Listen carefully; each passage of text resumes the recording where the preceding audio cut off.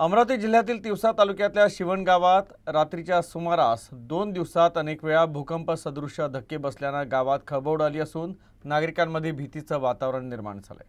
रात्रीच्या सुमारास अचानक जोरदार धक्के बसल्याने गावातील लोक घराबाहेर पडले। या संदर्भात अमरावतीचे काँग्रेस खासदार बळवंत वानखेडे, तिवसाचे तहसीलदार मयूर कळसे यांनी गावात भेट देत पाहणी केली आणि नागरिकांशी संवाद साधला। खासदार बळवंत वानखेडे यांनी यावेळी ग्रामस्थांना धीर देत जिल्हा प्रशासन आणि तालुका प्रशासनाशी संवाद साधत नेमका हा काय प्रकार आहे, वारंवार गावात का भूकंप सदृश धक्के बसत आहेत याचं संशोधन करा आणि ग्रामस्थांमध्ये भीती कशा प्रकारे दूर होईल याबाबत त्यांना अवगत करा, अशा सूचना खासदार बळवंत वानखेडे यांनी दिल्या। तिकडे धोत्रा, इकडे शेंदोळा, हे सगळे गाव हे अजूनही भीतीच्या वातावरणात आहे। लोक इथं भीतीच्या वातावरणात जगून राहिले। प्रशासन याकडे दुर्लक्ष करून राहिलं।